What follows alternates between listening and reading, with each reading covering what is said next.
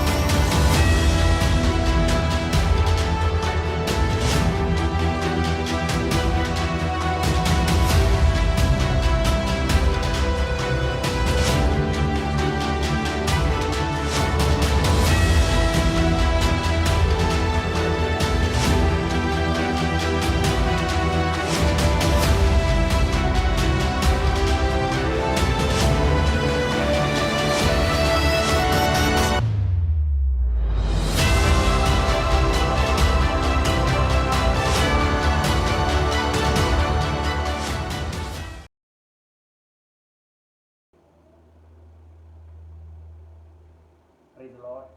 ஆண்டவரும் இரட்சகருமாகிய இயேசு கிறிஸ்து நாமத்திலே அப்போஸ்தல ஐக்கிய விசுவாச ஒழுக்கின் சார்பாக உங்களை யாவரும் நாங்கள் வாழ்த்தி அன்போடு கூட வரவேற்கிறோம். இன்றைக்கு கூட இந்த ப்ரேயரில் எங்களோடு கூட கலந்திருக்கிறவங்களை யாவரும் நாங்கள் அன்போடு கூட வரவேற்பதை மிக்க மகிழ்ச்சி அடைகிறோம். இந்த மிக்வித் ப்ரேயர் ஏன் வச்சுருக்கோம் அப்படின்னு சொன்னால், கர்த்தர் வந்து இன்றைக்கி எங்களுக்கு ஒரு வெளிப்பாடுகள் கொடுத்தாரு. த பவர் ஆஃப் ரிப்பண்டன்ஸ், மனம் திரும்புதலின் வல்லமையான தேவனுடைய வல்லமை, அதை பொறுத்து நாம் வந்து இன்றைக்கு தியானிக்க இருக்கிறோம் கர்த்தர் வசனத்தை. அது முன்பாக சில பாடல்களை நாம் பாடுவோம். கர்த்தர் தாமே நம்மை ஆசீர்வதிப்பாராக.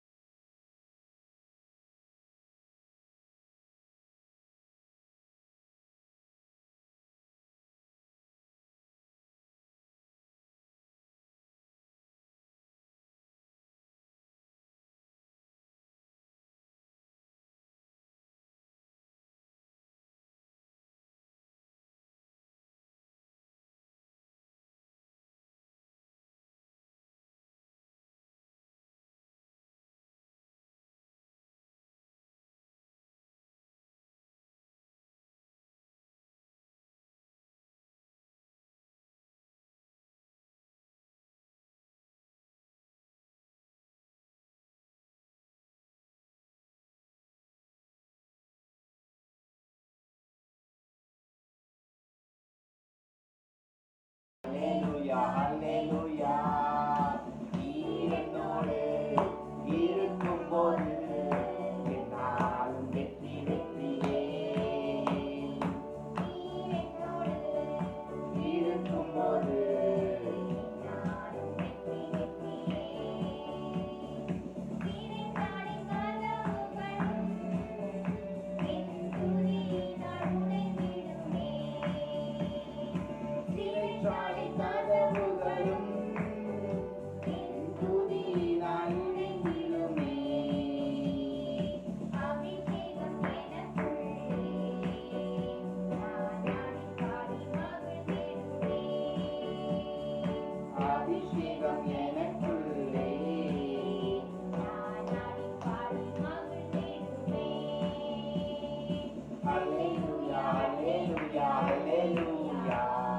Hallelujah, அல்லேலூயா அல்லேலூயா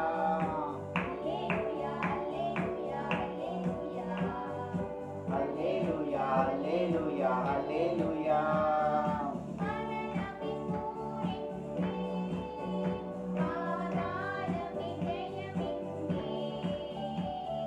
மரணமே கூரெங்கே பாதாளமே ஜெயமெங்கே கிறிஸ்து எனக்கு ஜீவன்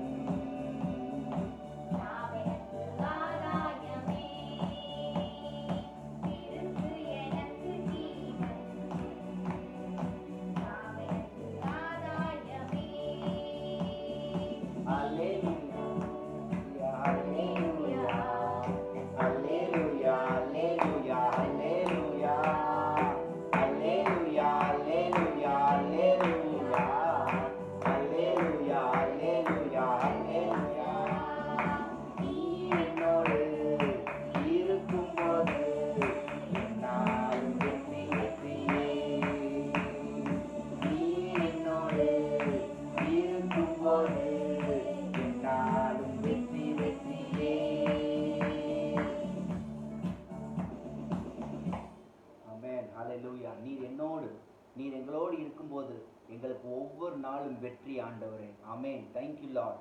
ஆண்டவரே, மரணமே உன் கூரெங்கே, பாதாளமே உன் ஜெயமெங்கே என்று பவுல் அப்போஸ்தலனுடைய வார்த்தையின்படியாக ஆண்டவரே, மரணமே மரணத்தின் கூரையும் பாதாளத்தில் நாங்கள் மேற்கொள்ளுவர்களாக இருக்கிறோம் ஆண்டு. அதற்காக ஸ்தோத்திரம். அதே ஆவியோடு கூட நம் கர்த்தருடைய வார்த்தையை நாம் தொடர்ந்து நாம் வாசிப்போம், பாடுவோம். கர்த்தருக்கு நாமம் மகிமைப்படுவதாக. இதுவரை நடத்தி அந்த பாட்டு பாடலாமா?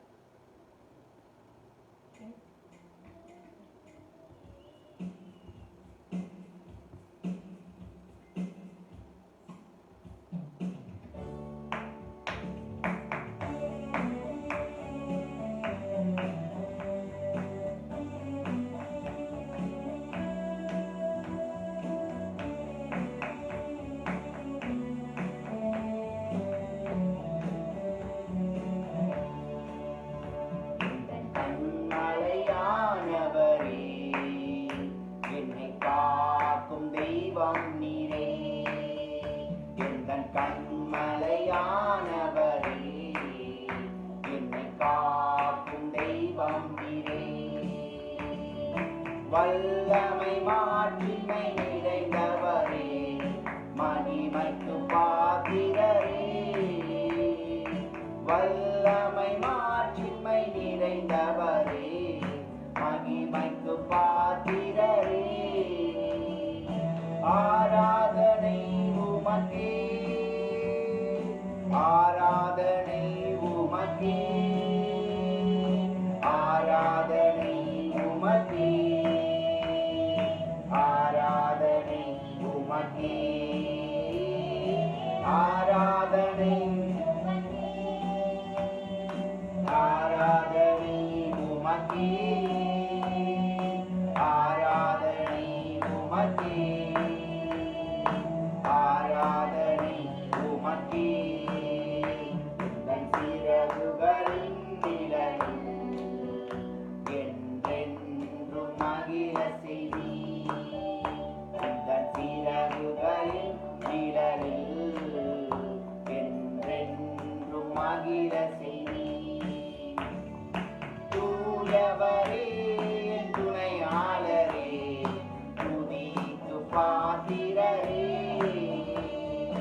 தூயவரே என் துணையாளரே, துதிக்கு பாத்திரரே. ஆராதனை உமக்கே, ஆராதனை உமக்கே,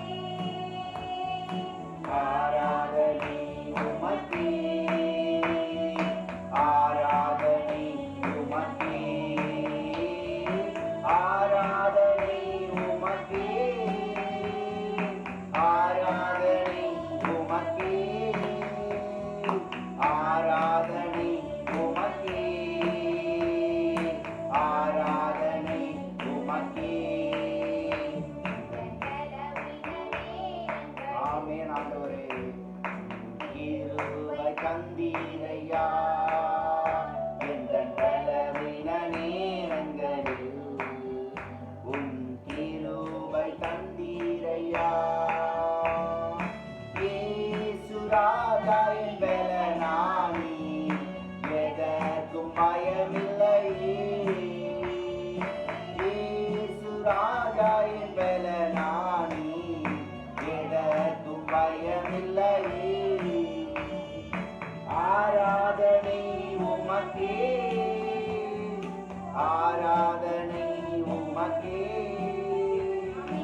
ஆராதனை உமக்கே, ஆராதனை உமக்கே,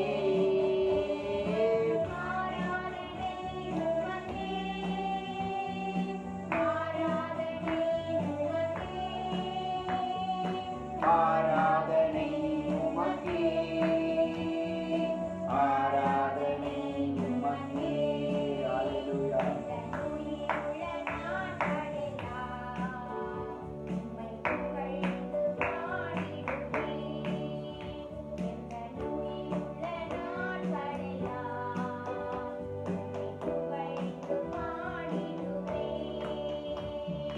ராஜாணி செய்த நன்மைகளை ஆமென். ராஜாணி செய்த நன்மைகளை எண்ணியே துதித்திடுவே. ஆராதனை உமக்கே, ஆராதனை உமக்கே, ஆராதனை உமக்கே,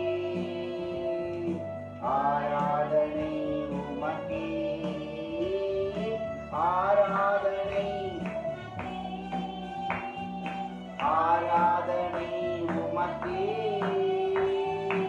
ஆராதனை உமக்கே.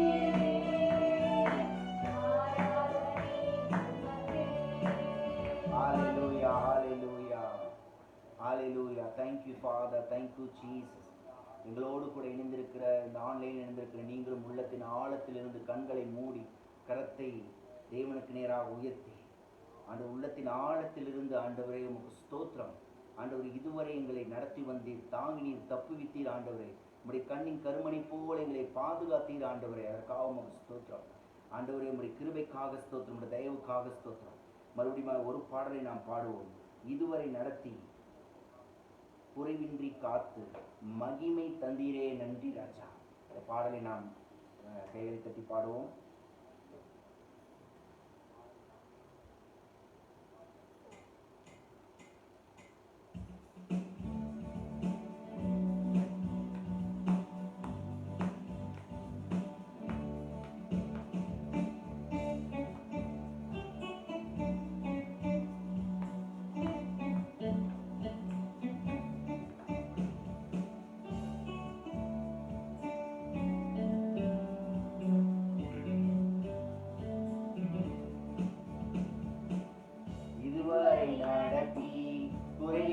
காத்து மகிழ்வை தந்தீரே நன்றி ஐயா. இதுவரை நடத்தி மகிழ்வை தந்தீரே நன்றி ஐயா. தண்ணீரை கடந்தே சோதனை செய்தே மதிலை தாண்டினேன் உம்பேலத்தால். தண்ணீரை கடந்தே சோதனை செய்தேன் மதிலை தாண்டினேன் உம்பேலத்தால். நன்றி நன்றி ஐயா, உம்மை உயர்த்திடுவேன். நன்றி நன்றி ஐயா, உம்மை உயர்த்திடுவேன். அனுகூலமான துணையுமானீரே நன்றி ஐயா. ஆபத்து நாளில் அனுகூலமான துணையுமானீரே நன்றி ஐயா. நன்றி நன்றி ஐயா, உம்மை உயர்த்திடுவேன். நன்றி நன்றி ஐயா, உம்மை உயர்த்திடுவேன்.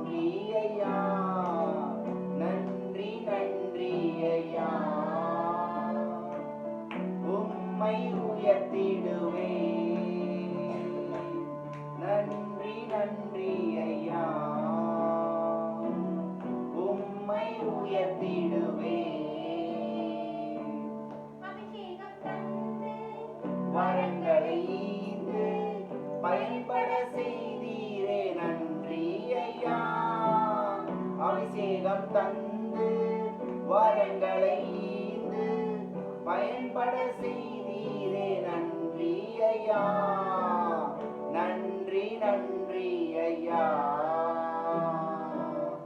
உம்மை உயர்த்திடுவே. நன்றி நன்றி ஐயா,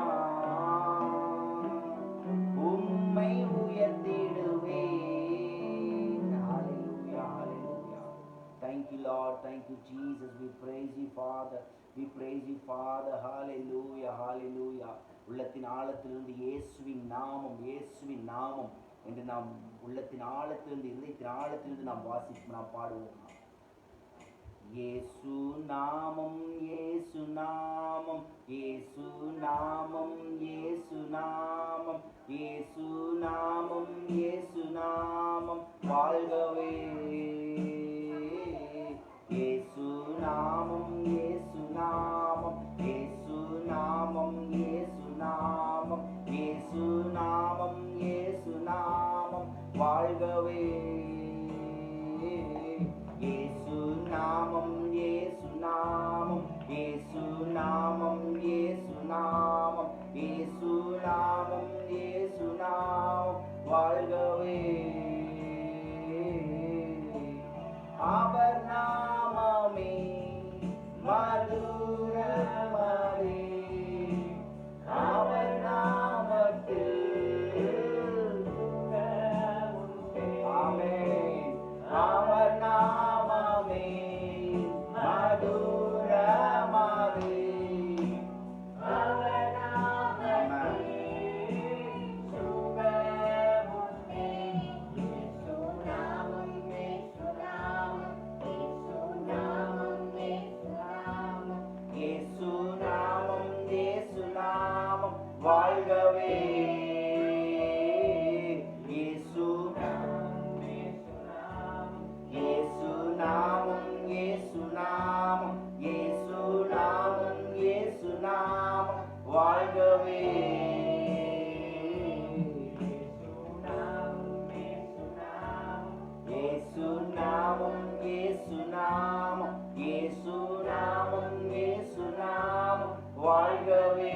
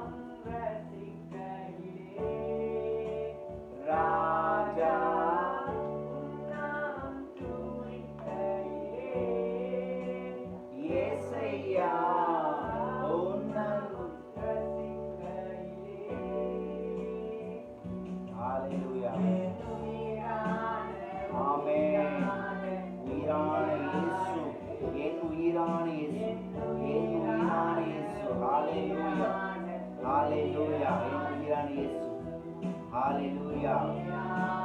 Amen.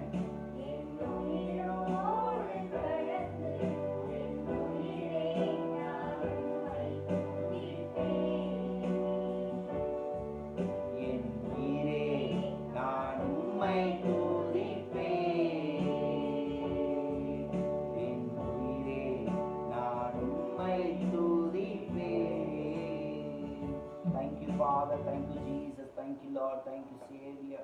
அம்மன் ஆண்டவரே, அப்பா இம்மட்டுமா இம்மை பாடி துதிக்க ஆண்டவரே, உதடலின் கனியாகிய ஸ்தோத்திர பலிகளை நாங்கள் செலுத்த கர்த்ததாமே கிருபை தந்ததற்காக ஸ்தோத்திரம். ஆண்டவரே, வேதத்துள்ள அதிசயங்களை காணும்படிக்கு கர்த்தாவே எங்கள் கண்களை திறந்தருந்துங்க.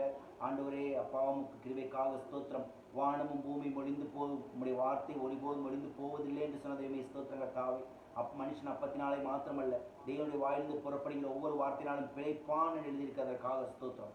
ஆண்டவரே, உம்முடைய வசனத்தை வாசிக்கிறதுனால வேலையிலே நீங்கள் உம்முடைய பரலோக மன்னாவினால் எங்களை திருப்தியாக்கும், அதற்காக ஸ்தோத்திரம். இயேசுவின் நாமத்தில் வேண்டிக் கொள்கிறோம் பிதாவே, ஆமென் ஆமென்.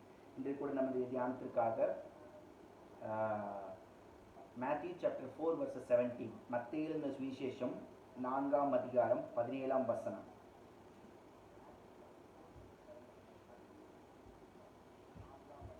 மத்தேயு 4:17, அதுதான் நம்மளுடைய key verse of this week. So இன்னைக்கு பைபிள் ஸ்டடியில் அந்த இது தான் நம்ம வாசிக்க போகிறோம், நம்ம படிக்க போகிறோம். அது முதல் இயேசு மனம் திரும்புங்கள், பரலோக ராஜ்யம் சமீபித்திருக்கிறது என்று பிரசங்கிக்க தொடங்கினார். அது முதல் இயேசு மனம் திரும்புங்கள், பரலோக ராஜ்யம் சமீபித்திருக்கிறது என்று பிரசங்கிக்க தொடங்கினார். இங்கிலீஷ் எப்படியா வருது? From that time Jesus began to preach and to say, repent, for the kingdom of God is at hand. So அது முதல் அன்றையிலிருந்து மத்தேயு சுவிசேஷம் 1ஆம் அதிகாரம் 3ஆம் அதிகாரத்தில் 3ஆம் அதிகாரம் வரைக்கும் பார்த்தீங்கன்னா இயேசு கிறிஸ்துவனுடைய வம்ச வரலாறு, இயேசு கிறிஸ்துவனுடைய பேப்டிசம் எடுத்தது, ஞானஸ்தானம் எடுத்தது, அவருடைய வனாந்தரத்திலே அவருக்கு சோதிக்கப்பட்டது, இதெல்லாம் அந்த காரியங்கள் வாசிக்கிறோம். 17ஆம் வசனத்தில் நாம் என்ன வாசிக்கிறோம்? 17ஆம் வசனத்தில் நாம் என்ன வாசிக்கிறோம் என்று சொன்னால், மனம் திரும்புங்கள், பரலோக ராஜ்யம் சமீபமாய் இருக்கிறது. வானத்தையும் பூமியும் உண்டாக்கின தேவன், பரலோகத்திலிருந்து திருத்துவத்தின் 2ஆம் நபராகிய இயேசு கிறிஸ்து பரலோகத்திலிருந்து வந்து மனிதனுக்கு கொடுக்கப்பட்ட முதல் செய்தி என்னன்னு சொன்னா, அவருடைய ஃபர்ஸ்ட் பிரசங்கமே என்னன்னு சொன்னா, மனம் திரும்புங்கள், ரிப்பண்டன்ஸ். அதைத்தான் இன்னைக்கு இந்த வாரம் வருகிற நாட்களிலும் நாம் அந்த power of repentance, the divine power of repentance, that is the Bible study of this week. So இன்றைக்கு நாம் என்ன பார்க்குறோம்னா, த ரிப்பண்டன்ஸ். ஏன் ஆண்டவர் ரிப்பண்ட் அப்படிங்கிறது சொன்னார் அப்படிங்கிறத நம்ம பார்க்க போகிறோம். ஏன்னு சொன்னால், தேவன் மனிதனிடத்தில் சில காரியங்கள் எதிர்பார்த்து கொண்டிருக்கிறார். ஆமென். சில காரியங்களை தேவன் நம்மிடத்திலிருந்து எதிர்பார்க்கிறார், பல காரியங்கள் தேவன் நமக்காக செய்ய வல்லவராக இருக்கிறார். எப்பொழுது? நாம் ரிப்பண்ட் ஆகும்போது. இந்த ரிப்பண்ட் அப்படிங்கிற ஒரு வார்த்தையை நம்ம நியூ டெஸ்டமெண்ட் கிரீக் லாங்குவேஜ்லையும், ஓல்ட் டெஸ்டமெண்ட் ஹீப்ரூ லாங்குவேஜில் எழுதப்பட்டது. நியூ டெஸ்டமெண்ட்டில் ரிப்பண்டன்ஸ் அப்படிங்கிற வார்த்தை கிரீக் லாங்குவேஜில் என்னவா வருதுன்னு சொன்னால், சேஞ்ச் யுவர் மைண்ட் அப்படிங்கிற வார்த்தையில் வருது. நாம் நம்முடைய மனதை மாற்ற வேண்டும் அப்படிங்கிற ஒரு அர்த்தத்தோட கூட வருது. ரிப்பண்ட்ங்கிறதுக்கு இன்னொரு மீனிங் என்னன்னு சொன்னால், take you turn 90 degree, 180 degree rotate, take you turn, அப்படியே நீங்கள் 180 டிகிரி டேர்ன் பண்ணுங்க அப்படிங்கிற மாதிரி ஒரு அர்த்தத்தில் வருது. ஏன் இந்த ரிப்பண்டன்ஸ் ரொம்ப முக்கியம் அப்படின்னு பார்த்தா, லூக்கா எழுதின சுவிசேஷம் 15ஆம் அதிகாரம் 10ஆம் வசனம். Look chapter 15 verses 10. Likewise I say unto you, there is joy in the presence of the angels of God over one sinner that repenteth. அதுபோல மனம் திரும்புகிற ஒரு பாவியின் நிமித்தம் தேவனுடைய தூதருக்கு முன்பாக சந்தோஷம் உண்டாயிருக்கிறது என்று உங்களுக்கு சொல்லுகிறேன். மனம் திரும்புகிற ஒரு பாவியின் நிமித்தம். அப்போ பைபிள்ல பாவம் பாவின்னு சொன்ன டெஃபினேஷனே வேற. இப்போ இந்த உலகத்துல பார்த்தோம் அப்படின்னு சொன்னா, ஒருத்தர் ஸ்மோக் பண்றாரு, ட்ரிங்க்ஸ் பண்றாரு, வேற காரியங்கள் பண்றாரு, கெட்ட வார்த்தை பேசுறாரு, மற்றவங்களை போட்டு அடிக்கிறாரு, மற்ற சில தவறான காரியங்களை செய்யறாரு அப்படின்னு சொன்னா அதுதான் பாவம்னு நினைச்சுக்கிறாங்க. அது கிறிஸ்தவ மாத்திரமல்ல, கர்த்தராகிய இயேசு கிறிஸ்துவை சொந்த இரட்சகராக ஏற்றுக்கொண்ட நீங்களும் நாங்களும் மாத்திரமல்ல, மற்ற தேவனை அறியாத ஜனங்களை கூட அது தப்புன்னு சொல்றாங்க. அப்போ அவங்களுக்கு நமக்கு என்ன ஒரு பெரிய டிஃபரன்ஸ்ன்னு சொன்னால், மனம் திரும்புதல் தான் அவங்களுக்கு நம்மளுக்கு இருக்கிற பெரிய டிஃபரன்ஸ். பைபிளோட ஸ்டாண்டர்டே வேற. பைபிளோட ஸ்டாண்டர்ட், பாவத்தை குறித்து பைபிள் சொல்கிற ஸ்டாண்டர்டே வேற. முதலாவது பாவம் காணப்பட்ட இடம் ஜெனிசிஸ் சாப்டர் 3ல் நம்ம ஆதாம் ஏவாளும் பாவம் செஞ்சாங்கன்னு பார்க்குறோம். அவங்க என்ன பாவம் செஞ்சாங்க? அவங்க ஏதாவது சினிமாவுக்கு போனாங்களா, இல்லை அவங்க ஏதாவது பியூட்டி பார்லர் போனாங்களா, இல்லை அவர் ஏதாவது ட்ரிங்க்ஸ் ஏதாவது பாருக்கு போனாரா, இல்லை கேசினோ கிளப்புக்கு போனாரா? அவங்க அந்த பாவம் செய்யல, அதெல்லாம் பாவம் தான். அதுக்கு மேலே பெரிய பாவம் என்னன்னு அங்கே ஒரு சொல்லப்பட்டிருக்கு, தேவனுக்கு கீழ்ப்படியாத ஒரு பாவம். தேவன் சொன்னாரு, இந்த கனியில், இந்த மரத்தில் உள்ள நன்மை தீமை அறியத்தக்க கனியை புசிக்க வேண்டாம் என்று விளக்கின கனியை புசித்தாயா அப்படின்னு தேவன் சொன்னாரு. அதை அவன் கீழ்ப்படியாமை பாவத்தினால விழுந்து விட்டான். அப்போ கீழ்ப்படியாமல் இருக்கிறதே ஒரு பாவம் தான். அப்போ இன்றைக்கு இந்த நேரத்தில் நம்ம இவரோடு கூட ஆன்லைன் இருந்திருக்கு நீங்களும், எங்களுடைய வீட்டில் இருந்திருக்கு நீங்களும் பார்த்தோம்னா, தேவனுக்கு நம்ம எந்தெந்த விஷயத்தில் கீழ்ப்படியலை, அதுதான் பாவம் இல்லையா? அந்த பாவத்திலிருந்து நம்மை தேவன் மனம் திரும்ப சொல்றார். மனம் திரும்புவதற்கு ஒரு பெரிய விலையேறப்பட்ட ஒரு ஒரு வல்லமை இருக்குது. தேவனுடைய கிருபையினால மனம் திரும்புதலுக்கு ஒரு விலையேறப்பட்ட நன்மை வல்லமை இருக்குது. அது என்ன நம்ம ஒவ்வொன்றா பார்ப்போம். ஏன் மனம் திரும்புதல் ரொம்ப முக்கியம்? தேவன் நம்ம இடத்துல மனம் திரும்புதலை எதிர்பார்க்கிறார். ஏன் எதிர்பார்க்கிறாருன்னு சொன்னா, மத்திய லூக்கா எழுதின சுவிசேஷம் 15ஆம் அதிகாரம் 7ஆம் வசனத்தை வாசிக்கும். அதுபோல மனம் திரும்ப அவசியம் இல்லாத 99 நீதிமான்களை குறித்து சந்தோஷம் உண்டாகிறதை பார்க்கிலும் மனம் திரும்புகிற ஒரே பாவியின் நிமித்தம் பரலோகத்தில் மிகுந்த சந்தோஷம் உண்டாயிருக்கும் என்று உங்களுக்கு சொல்லுகிறேன். This is the God standard. இதுதான் கர்த்தருடைய ஸ்டாண்டர்ட். மனம் திரும்ப அவசியம் இல்லாத 99 நீதிமான்களை பார்க்கிலும், நீதிமான்கள் எல்லாம் இப்படி இருக்கிறாங்க, இந்த சைடுல இருக்கிறாங்க 99 பேரு, இந்த பக்கம் மனம் திரும்ப வேண்டிய ஒரு பாவி நிற்கிறான். அப்ப என்னன்னு சொன்னா, இவரோட சோல் வந்து இந்த 99 சோலுக்கு ஈக்குவல். அதான் காட்ஸோட ஸ்கேல். ஒரு அந்த ஸ்கேல் வைக்கிறாங்களே, தராசுன்னு சொல்லுவாங்களே, அது 99 பேர் இங்க நினைச்சு இங்க ஒருத்தர் வச்சா அதான் காட்ஸோட தராசு. மனம் திரும்ப வேண்டிய ஒரு பாவி நிமித்தம் பரலோக ராஜ்யமே சந்தோஷமா இருக்குமா? நாம் தேவனை சந்தோஷிப்பிக்கணும், பரலோக ராஜ்யத்தை சந்தோஷிப்பிக்கணும்னு சொன்னா என்ன காரியம் பண்ணணும்னா, நாம் மனம் திரும்ப வேண்டும். இன்றைக்கு நாம் மனம் திரும்ப வேண்டிய சில காரியங்கள் நம்ம இடத்துல இருக்கிறதா அப்படின்னு நம்ம பார்க்க போறோம். நாம் மனம் திரும்ப வேண்டுமா? ஏன்னா நினிவே பட்டணத்துக்கு மீது ஒரு தீர்க்கதரிசி வந்து சொல்றாரு, இந்த இவ்வளவு நாட்களுக்குள்ள நீங்க வந்து மனம் திரும்பலைன்னா, தேவனிடத்துல சேரலைன்னா உங்களை வந்து தேவன் அழித்து போடுவார் அப்படின்னு சொல்றாங்க. அப்போ அந்த நினிவே பட்டணத்தார் மனம் திரும்பி உபவாசிக்கும் போது பாத்தீங்கன்னா, அவங்க வச்சிருந்த கால்நடையெல்லாம் உபவாசின்னு சொல்றாங்க. உபவாசிக்கும் போது தேவன் மனதிற்கும் உள்ள தேவனா இருந்தார். ஆமென். எசேக்கியா ராஜா வந்து மரித்து போவார் அப்படி தீர்க்கதரிசி சொல்லும் போது, அவர் மனம் கசந்து மனம் திரும்பி அழும்போது தேவன் அவருக்கு 15 வருடங்களை கூட்டி கொடுத்த தேவனா இருக்கிறார். அப்போ நம்மளுடைய மனம் திரும்புதலுக்கு அவ்வளவு விலையேறு பெற்ற ஒரு வல்லமை இருக்கிறது. அந்த மனம் திரும்புதல் தான் தேவன் இங்க முக்கியப்படுத்துகிறார் இல்லையா? ஒரு பெரிய ஒரு கார்பரேட் ஆஃபீஸில் வேலை செய்கிறோம், ஒரு கவர்மெண்ட்டில் இருக்கிறோம், ஒரு கவர்மெண்ட்டோட அம்பாசிடராக இருக்கிறாங்க, ஃபாரின் கண்ட்ரியோட அம்பாசிடராக இருக்கிறாங்க.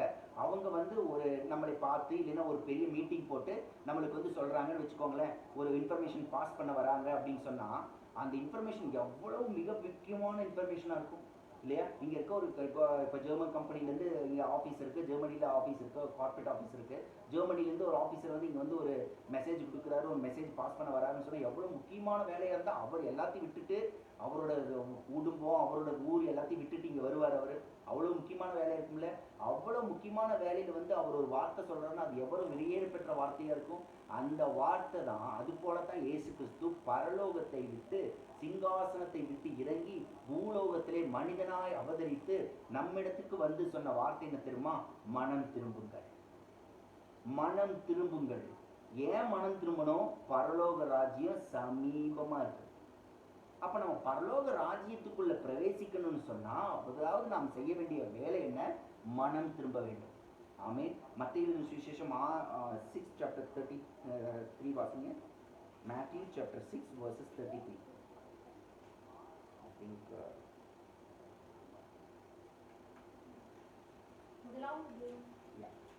முதலாவது தேவனுடைய ராஜ்யத்தையும் அவருடைய நீதியையும் தேடுங்கள், அப்பொழுது இவைகள் எல்லாம் உங்களுக்கு கூட கொடுக்கப்படும். Seek first the kingdom of God and his righteousness, and all these things shall be added unto you. அப்போ first seek the kingdom of God and his righteousness, and all these things are added unto you. What the things?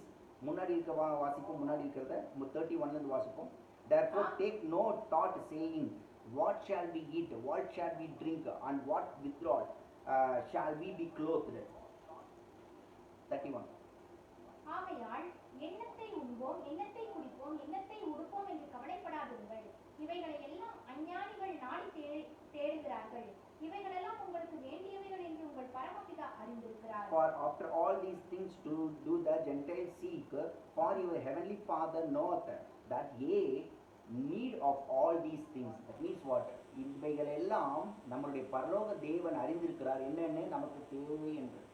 எண்ணத்தை உண்போம், எண்ணத்தை குடிப்போம், எண்ணத்தை உடுத்துவோம் சொல்லிட்டு அஞ்ஞானிகள் நாடி தேடுறாங்க இல்லையா? கிறிஸ்துவுக்குள் வந்துட்டு இதுதான் நம்மளுடைய டார்கெட்டா இருக்கா? கிறிஸ்துவுக்குள்ள இருந்துட்டு இதுதான் நம்மளுடைய ரிக்குவயர்மெண்ட்டாக இருக்குதா, நீடாக இருக்குதா? எப்போ ப்ரேயர் பண்ணாலும் நம்மளுக்கு இது வேணும் ஆண்டவர் அது வேணும் ஆண்டவர்ன்ட்டு ஒரு கிராசரி லிஸ்ட்டாக கொடுக்குறோமா, இல்லை ஃபர்னிச்சர் லிஸ்ட்டாக கொடுக்குறோமா, இல்லை சேலரி பார்கெனிங் நடக்குதா, இல்லை என்ன வந்து ப்ராப்பர்ட்டிஸ் வந்து ஏதாவது இது வேணும் அது வேணும் ஆண்டவர்னு கேட்டுட்டு இருக்கிறோமா? அதுக்கெல்லாம் கேட்டிங்கன்னா அதெல்லாம் செகண்டரி தான். ப்ரையாரிட்டி என்ன சொல்கிறார் அப்படின்னு சொன்னால், seek first the kingdom of God and his righteousness and all these things are added unto you.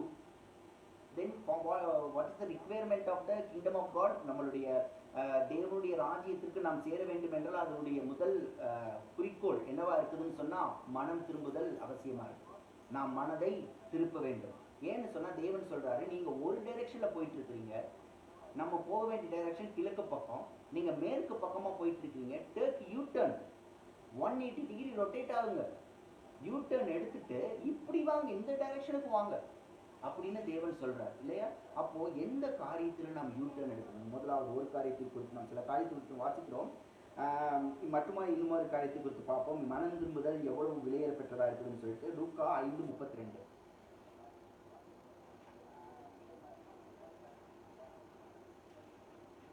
I came not to call the righteousness but sinners to repent. நான் நீதிமான்களை மனம் திரும்ப அழைக்கவில்லை, பாவிகளை மனம் திரும்ப அழைக்கிறேன் அப்படின்னு தேவன் சொல்றாரு. வாசிப்போம்.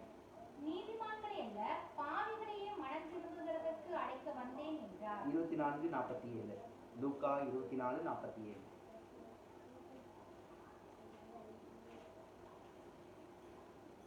And that repentance and remission of sins should not be preached in his name among all nations, beginning at Jerusalem. அன்றியும் மனம் திரும்புதலுக்கு பாவ மன்னிப்பும் எருசலேம் தொடங்கி சகல தேசத்தாருக்கும் அவருடைய நாமத்தினாலே பிரசங்கிக்கப்படவும் வேண்டியது. நம்முடைய பிரசங்கம், முதலாவது நம்முடைய பிரசங்கம் மக்களிடத்திலே நாம் சொல்ல வேண்டிய செய்தின்னு சொன்னா மனம் திரும்ப வேண்டும். ஆமென். வெளியேறப்பட்ட தேவன், கிறிஸ்துவத்தில் 2ஆம் நபராகிய தேவன் அவருடைய ரத்தத்தை சிந்தி இல்லையா நம்மையும் நம்முடைய ஆத்துமாவையும் ரட்சித்திருக்கிறார்னு சொன்னா அதற்கு என்ன நாம் கொடுக்க வேண்டும் சொன்னா மனம் திரும்ப வேண்டும். நாம் தேவனிடத்திற்கு மனம் திரும்ப. இந்த மனம் திரும்புவதை பற்றி ஒரு காரியத்தை குறித்துட்டு இன்னொரு சினாரியை நம்ம பார்ப்போம். Proverbs chapter 28 verses 13. நீதிமொழிகள் 28:13. He that covers his sins shall not prosper, but whoever confesses and forsakes them shall have mercy.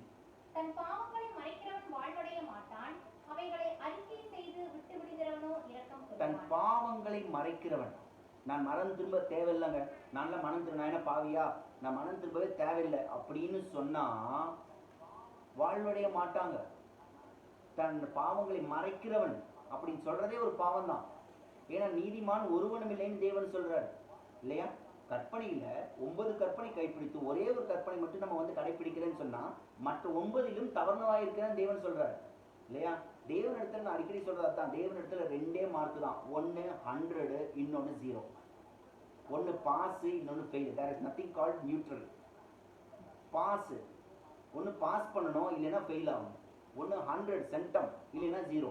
நீங்க 99.9999 வாங்கினீங்கனாலும் அது 100 கிடையாது. இல்லை, சம்திங் மிஸ்ஸிங் இல்லையா? 0.001 மார்க் மிஸ்ஸிங் இல்லையா? அப்போ அது 100 கிடையாது, ஃபெயில் இல்லையா? அதான் ஆண்டவர் சொல்றாரு, நீங்க 9 கற்பனைகளை கடைபிடித்து விட்டு ஒரு கற்பனையில கடைபிடிக்கலனா நீங்க மற்ற 9லும் தவறுனவர்களா இருக்கிறீங்கன்னு கர்த்தர் சொல்றாரு. அப்ப நான் மனம் திரும்ப வேண்டிய 9 காரியம், மனம் திரும்ப அவசியம் இல்லாத 9 காரியம் நமக்கு இருக்கலாம். மனம் திரும்ப வேண்டிய ஒரு காரியம் நம்மளுக்கு இருந்ததுன்னா அந்த ஒன்றை தான் நாம் கவனிக்க வேண்டும். ஆமென். அந்த ஒன்றை குறித்து நாம் பார்க்க போகிறோம். எதனால மனம், what is the steps of repentance?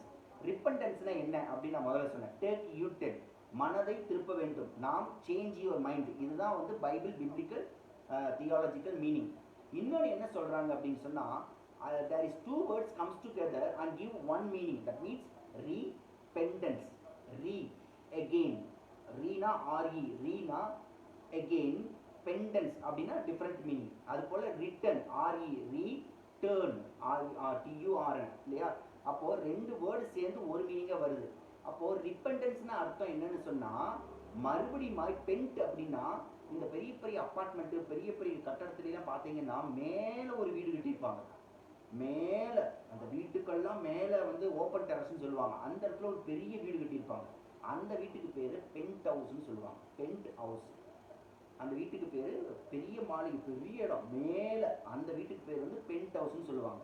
ஆண்டவர் என்ன சொல்றாரு, ரீபென்ட், அதாவது மறுபடியுமாய் அந்த இடத்துக்கு வா, இந்த மண்ணில் இருக்காத, மறுபடியுமாய் உன்னதத்துக்கு வா, இந்த மண்ணை பத்தி யோசிக்காத, மறுபடியுமாய் பரலோக தேசத்துக்கு ராஜ்யத்துக்கு வா.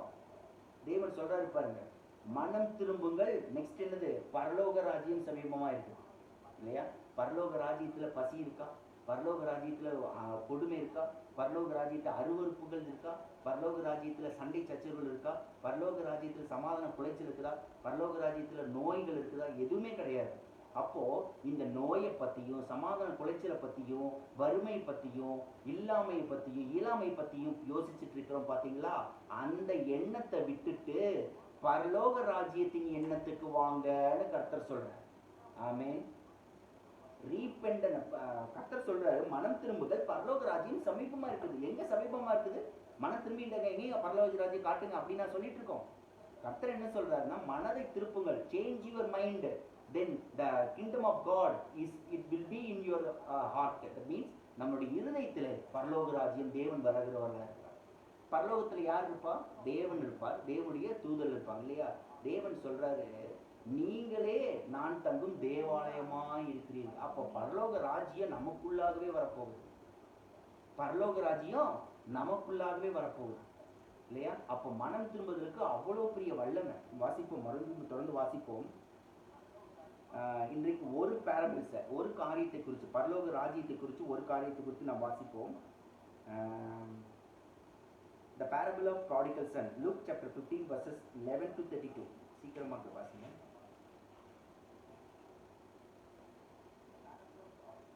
பின்பு அவர் சொன்னது, ஒரு மனுஷனுக்கு 2 குமாரர் இருந்தார்கள். அவர்களில் இளையவன் தகப்பனை நோக்கி, தகப்பனே, ஆஸ்தியில் எனக்கு வரும் பங்கை எனக்கு தர வேண்டும் என்றான். அந்தபடி அவன் அவர்களுக்கு தன் ஆஸ்தியை பங்கிட்டு கொடுத்தான். சில நாளைக்கு பின்பு இளைய மகன் எல்லாவற்றையும் சேர்த்துக் கொண்டு தூர தேசத்துக்கு புறப்பட்டு போய் அங்கே துன்மார்க்கமாய் ஜீவனம் பண்ணி தன் ஆஸ்தியை அழித்து போட்டான். இளைய மகன் 2 குமாரர்கள் இருந்தாங்க.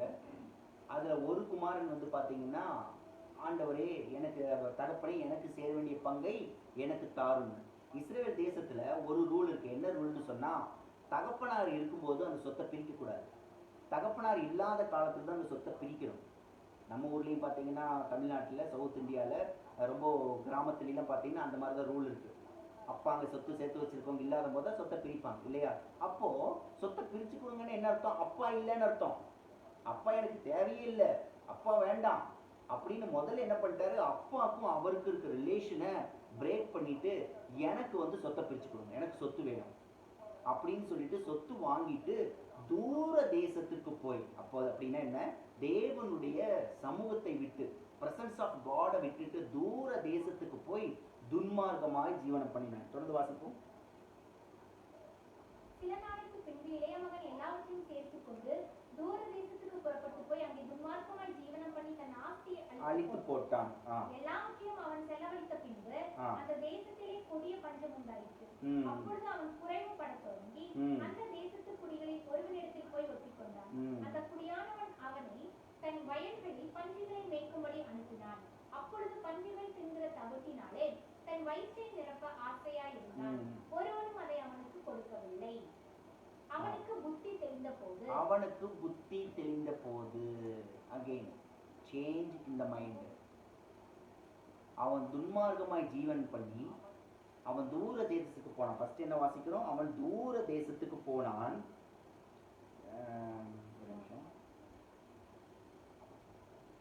சில நாட்களுக்கு பின்பு இளைய மகன் எல்லாவற்றையும் சேர்த்து கொண்டு தூர தேசத்துக்கு போனான். ஃபர்ஸ்ட் வந்து தூர தேசத்துக்கு போனான், துன்மார்க்கமாய் ஜீவனம் பண்ணினான், தன் ஆஸ்தியை அழித்து போட்டான். இந்த 3 காரியங்கள் ஒரு மனிதனுடைய வாழ்க்கையில் நடைபெறும். தேவனுடைய பிரசன்ஸ, தேவன் இல்லாத வாழ்க்கை, தேவன் வேண்டாம் என்கிற வாழ்க்கையில அவர்கள் இருந்தார்கள்னு சொன்னா, தேவனுக்கு எனக்கு எந்த ரிலேஷன்ஷிப் வேண்டாம் அப்படின்னு அவங்க அப்படி சொன்னாங்கன்னு சொன்னா, அவங்க முதல்ல தேவனிடத்திலிருந்து தூரமா போறாங்க. 2வது துன்மார்க்கமான ஜீவியம். அப்ப தேவனோடு இருக்கும்போது என்ன ஜீவியம்? பரிசுத்த ஜீவியம். பரிசுத்தமா வாழ விரும்புறீங்களா? பரிசுத்தமா இருக்கணும்னு விரும்புறீங்களா? அப்ப தேவனோடு கூட நீங்க இருக்கணும். ஆமென். தேவனோடு கூட நாம் இருக்க வேண்டும். பரிசுத்தமான ஜீவியம் ஜீவிக்கணும், தேவனோடு கூட இருக்க வேண்டும்.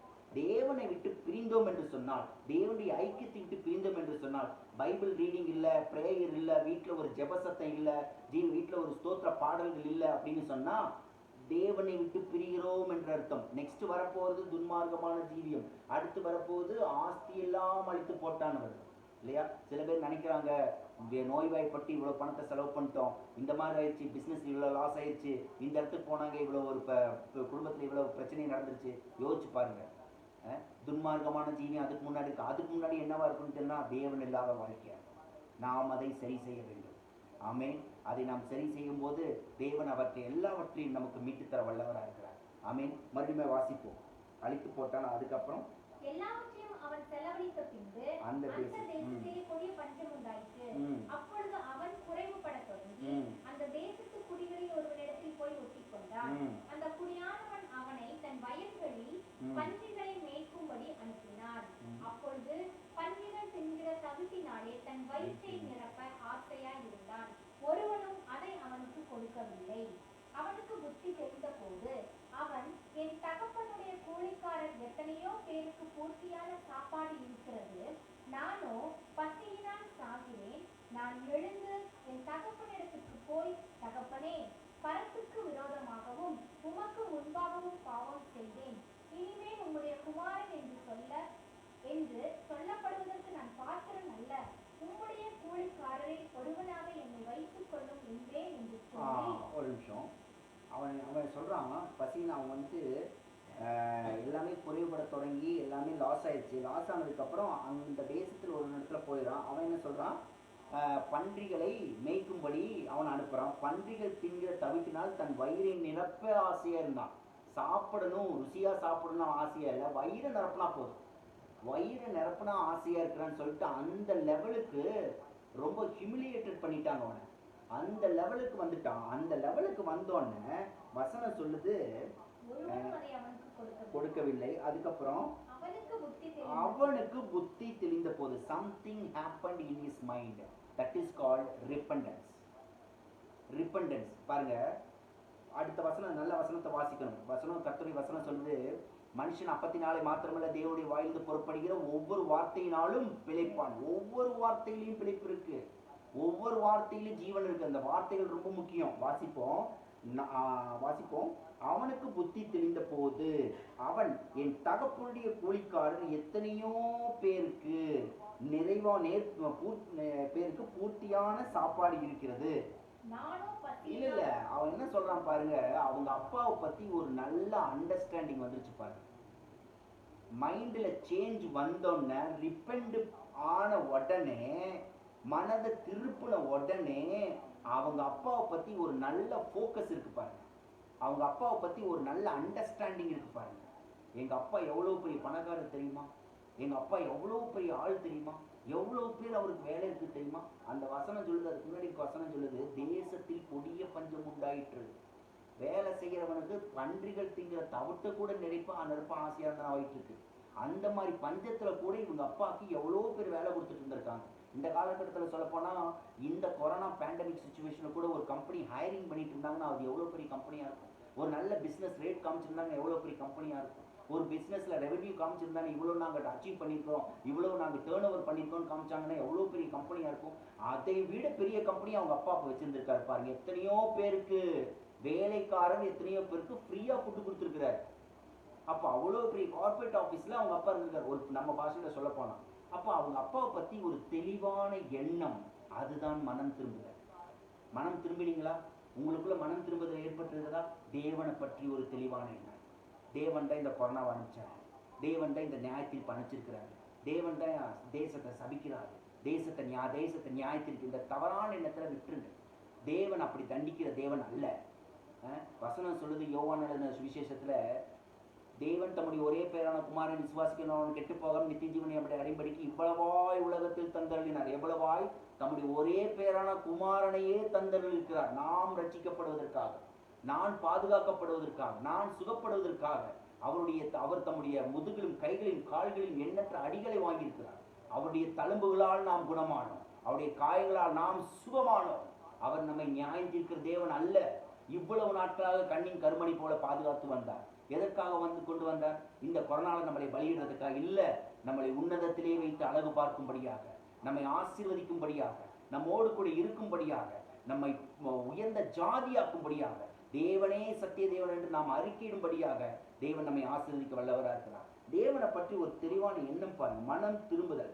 அவனுக்கு புத்தி தெளிந்த போது, உடனே பாருங்க அடுத்த வசனம் சொல்லுது பாருங்க, அவன் தன் தகப்பனுடைய கூலிக்காரருக்கு எத்தனையோ பேருக்கு பூர்த்தியான சாப்பாடு இருக்குது. முதல்ல அவன் மைண்டுக்கு வர்றதே அவங்க அப்பாவை பத்தி வெளுத்து தான். எங்க அப்பா எவ்வளவு பெரிய ஆள் தெரியுமா? ஒரு நோய்வாளியில் இருக்கிற ஒரு பையனை பார்த்து, இந்நோய்வாய் இருக்கு எப்படி காப்பாற்று? எங்க அப்பா பெரிய டாக்டர் இந்த ஊர்லயே. பிசினஸ்ல லாஸ் ஆன பையனை பார்த்து எப்படி இது நீ இது பண்ண போற? எங்க அப்பா பெரிய பணக்காரர் இந்த ஊர்லயே. பெரிய ஒரு பிரச்சனையில மாட்டிருக்கோன்னு கேட்கும்போது எங்க அப்பா பெரிய ஜட்ஜி இந்த ஊர்லயே, பெரிய லாயர் இந்த ஊர்லயே. அப்படின்னா அவன் எவ்வளவு தைரியமா இருக்கான். அது போல உங்க அப்பாவும் எங்க அப்பாவும் பரலோக தேவனாகிய தகப்பன் இயேசு கிறிஸ்து எல்லாவற்றிலும் எல்லாமே அவங்கிருக்கார். ஆமென். அவர் சொல்றாரு, பூமி எனது பாதப்படி, வானம் எனது சிங்காசனம்னு சொல்றாரு. ஆமென். தேவன் இந்த பூமியும் அதன் நிறைவும் கர்த்தருடையதுங்கிறார். பூமியும் அதன் குடியும் கர்த்தருடையதா இருக்குது. பொன்னும் வெள்ளியும் தேவனுடையதா இருக்குது. இது கர்த்தருடைய ஆசீர்வாதமே ஐஸ்வர்யத்தை தரும். அதனோடு கூட அவர் வேதனை கூட்டார். நல்ல ஒரு தெளிவான எண்ணத்தை தேவன் பேர்ல வைக்க வேண்டும். மனம் திரும்புதல்ல மிக முக்கியமான ஸ்டெப் என்ன தெரியுமா? தேவன் யார்? நான் வணங்குகிற தேவன் யார்? எனக்காக பலியான தேவன் யார்? எனக்காக பரலோகத்திலிருந்து விட்டிறங்கின தேவன் யார்? தேவனை பத்தி ஒரு நல்ல அறிவு. அதுதான் மனம் திரும்புதல்ல முக்கியமான பார்வை. தேவனை பத்தி ஒரு குழப்பமான சூழ்நிலையா, ஒரு குடும்ப சூழ்நிலையில் ஒரு பிரச்சனையா, இல்ல ஒரு தேவைகளா, சமாதானம் வேணுமா, சுகம் வேணுமா, பொருளாதாரம் செழிப்பு வேண்டுமா, குடும்ப உறவுகள் சுகப்பட வேண்டுமா, மங்களமான காரியங்கள் வீட்டில் நடக்க வேண்டுமா? தேவன் யார்? மனம் திரும்ப வேண்டும். தேவனை சொல்றாரு பாருங்க, மனம் திரும்புதல்னு பிரசங்கம் பண்ணிட்டு கொஞ்சம் 2-3 சாப்டர் கழிச்சு மேத்யூ 4:17 மனம் திரும்புதல் பத்தி சொல்றாரு. மேத்யூ 6:33 என்ன சொல்றாரு அப்படின்னு சொன்னா, seek first the kingdom of God and his righteousness அப்படிங்கிற. முதலாவது தேவனுடைய ராஜ்யத்தையும் அவருடைய நீதியும் தேடுங்கள். அப்ப என்ன ஒரு மைண்ட்லயே என்ன இருக்குன்னு சொன்னா, மனம் திரும்ப வேண்டும், அடுத்தது கிங்டம் ஆஃப் காட். மனம் திரும்ப வேண்டும், அதுக்கப்புறம் கிங்டம் ஆஃப் காட், அதுக்கப்புறம் தேவனுடைய ராஜ்யம் தான் சொல்றாரு. தேவனுடைய ராஜ்யமே தான் இருக்குது அவர் மனதில். தேவனுடைய ராஜ்யத்தில் நீங்கள் நானும் உள்ளே போக வேண்டும். அப்ப உள்ள போக வேண்டும்னு சொன்னா, தேவனுடைய ராஜ்யத்தில் நாம் உள்ள போக வேண்டும் சொன்னா, முதலாவது படி என்ன படி? மனம் திரும்ப வேண்டும். நான் மனம் திரும்ப அவசியமா இருக்குதா? மனம் திரும்ப வேண்டுமா? எந்த இடத்துல மனம் திரும்ப வேண்டும்? மறுபடியும் வாசிப்போம் பாருங்க. போடுறான், எழுந்து புறப்பட்டு, நான் எழுந்து என் தகப்பனிடத்துக்கு போய், தகப்பனே, பரத்துக்கு விரோதமாகவும் உமக்கு முன்பாகவும் பாவம் செய்தேன். இனிமேல் உம்முடைய குமாரன் என்று சொல்லப்படுவதற்கு நான் பாத்திரன் அல்ல. உம்முடைய கூலிக்காரன் ஒருவனாக என்னை வைத்துக் கொள்ளும் என்பேன் என்று சொல்லி எழுந்து புறப்பட்டு தன் தகப்பனிடத்தில் வந்தான். அவன் தூரத்தில் வரும் போதே அவனுடைய தகப்பன் அவனை கண்டு மனதுருகி ஓடி அவன் கழுத்தை கட்டி கொண்டு அவனை முத்தம் செய்தான். ஒரு நிமிஷம். அவன் தகப்பனிடத்தில் போவேன் என்று சொல்லி அடுத்த வசனம் சொல்லுது, அவன் எழுந்து புறப்பட்டு. இப்போ அந்த பன்றிகளை மேய்ச்சிட்டு இருந்தான் பாத்தீங்களா? அந்த பன்றி மேய்ச்சிட்டு இருந்தான் தெரியுமா? அவனை பிடிச்சி வைக்கல. பன்றிகளை அவனை பிடிச்சி வைக்கல. அவனுடைய சூழ்நிலையை அவனை கட்டி போட்டு வைக்கல. எப்போ ஒரு சேஞ்ச் ஆஃப் மைண்ட் வந்துச்சோ, எப்போ ஒரு மனம் திரும்புதல் ஒரு மனுஷனுக்குள்ள நடந்ததோ, உடனே அவனை எதுனாலையும் அவனை கட்டி போட முடியாது பாரு. அவனை கட்டி போடுற வல்லமை எதுவுமே கிடையாது. பிசாசின் பிடியில் இருக்கிறாங்களா? வியாதியின் பிடியில் இருக்கிறாங்களா? வருத்தத்தின் பிடியில் இருக்கிறாங்களா? தேவையின் பிடியில் இருக்கிறாங்களா? சமாதான குலைச்சல் இருக்கிறாங்களா? குடும்ப சூழ்நிலையில் ஒரு பிரிவா, குடும்பத்துல பிரிவு உண்டாயிருக்குதா? அந்த ஒரு நேரத்துல, அந்த ஒரு அருவருப்பான ஒரு இடத்துல இருந்து கூட தேவனை நோக்கி நாம் மனம் திரும்பும் போது அந்த சூழ்நிலைகளை எல்லாம் நம்மளை ஒண்ணுமே பிடிக்க வச்சுக்க முடியாது. வசனம் சொல்லுது, அவன் எழுந்து புறப்பட்டு தன் தகப்பனிடத்தில் வந்தான். நாம் மனம் திரும்பணும் என்றால் இந்த சூழ்நிலைகள், இன்றைக்கு காணப்படுகிற சூழ்நிலைகள் ஒன்றும் நம்மை மேற்கொள்ள முடியாது. அந்த சூழ்நிலையெல்லாம் தள்ளிட்டு நாம் தேவனிடத்தில் திரும்பும் போது வசனம் சொல்லுது, எழுந்து புறப்பட்டு தன் தகப்பனிடத்தில் வந்தான். அவன் தூரத்தில் வரும் போதே அவனுடைய தகப்பன் அவனை கண்டு மனதுருகி ஓடி. பாருங்க, வசனம் சொல்லுது, அவன் தகப்பனிடத்தில் எழுந்து புறப்பட்டு வந்தான். மேக்சிமம் நடந்து வந்திருப்பான், கண்டிப்பா ஓடி வந்திருக்க மாட்டான். ஏன்னு சொன்னா, ஓடி வந்தான்னு போடல, தூரத்தில் வரும்போதேன்னு போட்டிருக்கு. அப்போ ரொம்ப சோர்ந்து போய் தான் வந்திருக்கான் போல இருக்கு. ஏன்னு சொன்னா அவனுக்கு வந்து பார்த்தா பசியினால இருந்திருக்கிறான். பன்றிகளோட வயிற்றை நிரப்ப ஆசையா இருந்தா அதை கூட அவனுக்கு தரலையாம். அப்ப பல நாள் பட்டினியில் இருந்திருப்பான்னு நினைக்கிறேன். அந்த மாதிரி இருந்த பாலை அவன் தூரத்துல வரும்போது தகப்பன் அவன் தூரத்துல பார்த்துக்கிட்டு ஓடி வந்தான் மனதுருகி. தூரத்தில் வருவனை தகப்பன் அவனை கண்டு மனதுருகி. தேவனிடத்துக்கு நான் மனம் திரும்பி வரும்போது மனதுருக்கத்தின் தேவன். என்னோட கூட ஆன்லைன் இருந்திருக்கிற நீங்களும் சரி, உங்கள் வீட்டில் இருக்கிறவங்க எல்லாரும் சரி, இந்த வசனத்தை கேட்குறோம் நீங்களும் நான் எனக்கும் எல்லாத்துக்கும் இது வந்து ஒரு காமன் ட்ரூத்தாக இருக்குது. நாம் எப்பெல்லாம் மனம் திரும்புகிறோமோ சத்திய தேவன் மனதுருக்கத்தின் தேவனாக இருக்கிறார். ஆமே. நினிவே பட்டணத்துக்காரங்க மனம் திரும்பினாங்க. அவங்க மேலே வர இந்த நியாயத்தீர்ப்பு தேவன் தடுத்து நிறுத்தினார். ஆமே இல்லையா? அதே போல இவங்க ப்ராடிகல் சன் இவரும் பார்த்தீங்கன்னா தூர தேசத்துக்கு போனார். இவர் மேலே இந்த நியாயத்தீர்ப்பை கர்த்தர் திருப்பினார். எசேக்கியா ராஜா மரித்து போவான்னு சொன்னாங்க. ஆனால் மனம் திரும்பி அழுது போது 15 வருடத்தை தேவன் கூட்டி கொடுத்தார். மனதுருக்கத்தின் தேவன். ஆமே. தேவன் நல்லவர் வல்லவர். மனதுருகி. அடுத்த வசனம் சொல்லுது, அடுத்த வார்த்தை சொல்லுது ஓடி. நீங்கள் நடந்து வந்தால் கர்த்தர் உங்களிடத்துல ஓடி வருவார். ஆமே. இதுதான் இன்னைக்கு வீட்டுக்கு எடுத்து போவார். நீங்கள் நடந்து கர்த்தரிடத்துல வந்தால் கர்த்தர் உங்களிடத்துல ஓடி வருவார். நன்மையின் தேவன் நம்மோடு கூட இருக்கிறார். ஆமே. நாம் தேவனை நோக்கி பார்ப்போம். டைம் ஆயிடுச்சு. மறுபடியும் அடுத்த வாரத்தில் நாம் சந்திப்போம். ப்ராடிகல் சன் அது வந்து நம்ம கர்த்தர் நல்லவர். இன்னைக்கு வந்து ஒரு விஷயத்தை நம்ம பார்த்தோம். ப்ராடிகல் சன் அதில் என்ன பார்த்தோம் அப்படின்னா இளைய குமாரன் அவனுடைய இதில் என்ன பார்த்தோம்னா தேவன் இடத்துல அவன் வரும்போது தேவன் அவனிடத்தில் வர வல்லவராக இருக்கிறார். ஆமே. நாமும் தேவனிடத்துக்கு போகும்போது தேவன் நம்ம இடத்தில் வர வல்லவராக இருக்கிறார். ஆமே.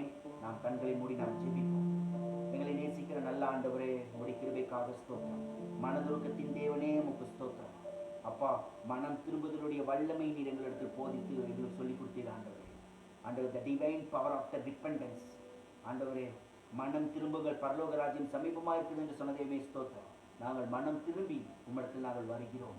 நாங்கள் செய்த குற்றங்கள் குறைகள் எல்லாவற்றையும் மன்னிங்க ராஜா. ஆண்டவர், நீதிமொழிகள் 28ஆம் அதிகாரம் 13ஆம் வசனத்தின்படியாக தன்னுடைய பாவங்களை மறக்கிற வாழ்வடைய மாட்டான், அதை அறிக்கை செய்து விட்டு இறக்கம் பெறுவான் என்று சொல்லி ஸ்தோத்திரம். 1 யோவான் 1ஆம் அதிகாரம் 9ஆம் வசனத்தின்படியாக நம்முடைய பாவங்களை நாம் அறிக்கையிட்டால் பாவங்களை நமக்கு மன்னித்து எல்லா அநியாயத்தையும் நீக்கி நம்மை சுத்திகரிப்பதற்கு அவர் உண்மையும் நீதியும் உள்ளவராக இருக்கிறார் என்று சொல்லி ஸ்தோத்திரம். நீர் உண்மையுள்ள தேவ, நீதியுள்ள தெய்வம். எங்களோடு கூட ஆன்லைனில் இணைந்திருக்கிற ஒவ்வொருவரும் உள்ளங்களுக்காக நாங்கள் ஜெபிக்கிறோம். கர்த்தருடைய தயவு, அன்பு, இரக்கம் மூடி மறைத்துக் கொள்ளட்டும் ராஜா. ஆசீர்வாதமாக இருக்கட்டும், செழிப்பாக இருக்கட்டும் ராஜா. எந்த தேவைகளோடு இருக்கிற தேவைகள் எல்லாவற்றையும் அபரிமிதமாய் சந்திக்கிற தேவனாயிருக்கு என் தேவன் தம்முடைய மகிமை நேசத்தின்படி எங்கள் தேவைகளை எல்லாம் கிறிஸ்து இயேசுவின் மகிமையிலே நிறைவாக்கி இருக்கிறதற்காக ஸ்தோத்திரம். ஆசீர்வதியை மேன்மைப்படுத்துங்க இருக்குங்க. மறுபடியும் நாங்கள் சந்திக்கும் போது நல்ல சாட்சிகளை எழுப்ப கிருபைத்தாங்க. ஆசீர்வதிங்க. இயேசுவின் நாமத்தில் வேண்டிக் கொள்கிறோம் பிதாவே. ஆமென். என் ஆத்துமாவே கர்த்தரை ஸ்தோத்திரி, என் முழுவதுமே பரிசுத்த நாமத்தை ஸ்தோத்திரி. என் ஆத்துமாவே கர்த்தரை ஸ்தோத்திரி, கர்த்தர் செய்த சகல உபகாரங்களை மறவாதே. நம்முடைய கர்த்தராகிய இயேசு கிறிஸ்துவின் கிருபை, பிதாவாகிய தேவனுடைய அன்பும் பரிசுத்த ஆவியானவருடைய அந்யோன்யமும் சகவாசமும் சிநேகமும் அனைவரோடும் கூடி வந்திருக்கிற, பிரத்யேகமாக ஆன்லைனில் தேவைகளோடு இருக்கிற, உறவுகளை இழந்து தவிக்கிற எல்லா உள்ளங்களோடு கூட இருப்பதாக. ஆமென். ஒரு பாடலை பாடி நாம் கலந்து செல்வோம். அவர் வார்த்தையின் மேலே நான் சார்ந்திருப்பதால் தோல்வி ஒன்றும் எனக்கில்லை. ஆமென். பாடுவோம்.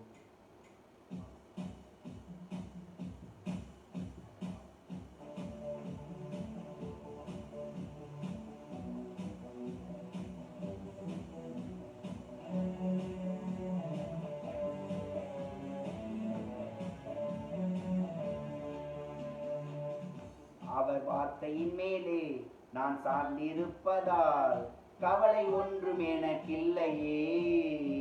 என் தேவைகள் எல்லாம் அவர் பார்த்து கொள்வதால் நான் கர்த்தருக்குள் மகிழ்ந்திருப்பேனே. அவர் வார்த்தையின் மேலே நான் சார்ந்திருப்பதால் தோல்வி ஒன்றும் எனக்கில்லையே. என் தேவைகள் எல்லாம் அவள் பார்த்து கொள்வதால் நான் கர்த்தருக்குள் மகிழ்ந்திருப்பேனே. யெகோவா ஈரே எந்த தேவன், தேவைகள் யாவும் சந்திப்பீரே. யெகோவா ராப்பா எந்த தேவன், என்னாலும் சுகம் தருவீரே. யெகோவாயீரே எந்த தேவன், தேவைகள் யாவும் சந்திப்பீரே. யெகோவா ராப்பா எந்த தேவன், என்னாலும் சுகம் தருவீரே.